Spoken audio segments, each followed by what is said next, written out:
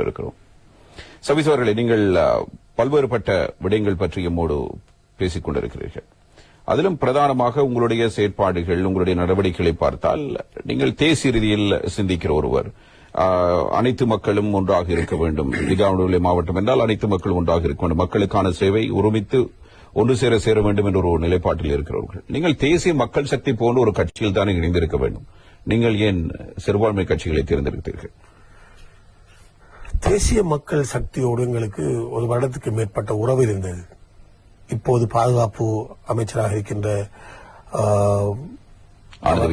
ஆனந்த அவர்களோடு, அதே போன்று அதனுடைய NBP அரசாங்கத்துடைய பொதுச் செயலாளர் டாக்டர் நிஹால் அபேசிங் அவர்களோடு நெருக்கமான உறவுகள் எங்களுக்கு இருந்தது.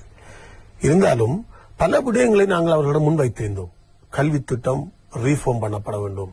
இந்த நாட்டில் இருக்கிற மக்கள் நிம்மதியாக வாழ வேண்டும் என்று சொன்னால் கல்வியினால் மாத்திரமே சாத்தியப்படுத்த முடியும்.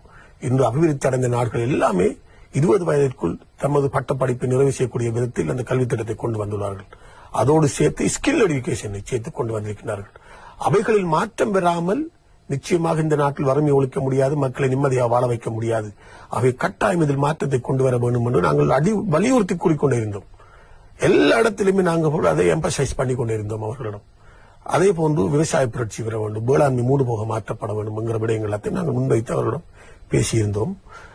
ஒரு வருடத்துக்கு மேற்பட்ட உறவு எங்களிடம் இருந்தது. இருந்தாலும்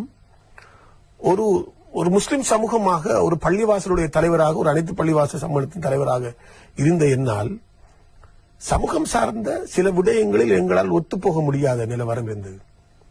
இந்த நாடு முஸ்லிம் நாடு இல்லை. அவர்கள் அந்நிய மதத்துக்குரிய ஆட்கள், அவங்க வேண்டிய சட்டங்களை கொண்டு வர முடியும். இருந்தாலும் எங்கள் கண் முன்னே தவறான சட்டங்களை அவர்கள் கொண்டு வரப்போகிறார்கள் என்று தெரிந்து கொண்டு அவர்களுக்கு எங்களால் அனுமதி அளிக்க முடியாது, ஆதரவு வழங்க முடியாத ஒரு கட்டாயத்தில் நாங்கள் இருந்து கொண்டிருந்தோம். அதன் அடிப்படையில் தான் சில விடயங்களுக்காக நாங்கள் அவர்களிடம் தவிர்ந்து கொண்டோம்.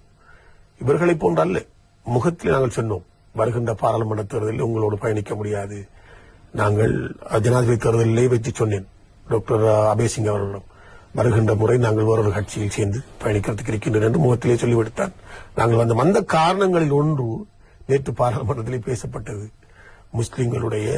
முஸ்லிம் பெண்களில் திருமண சட்டம் தொடர்பாக ஒரு பெண் பாராளுமன்ற உறுப்பினர் பேசியிருந்தார்கள். அவ்வாறான ஒரு 4-5 விடயங்கள் எங்களிடம் இருக்கின்றது. அந்த விடயங்களுக்காக வேண்டித்தான் அவர்களோடு எங்களால் பயணிக்க முடியாமல் போனது.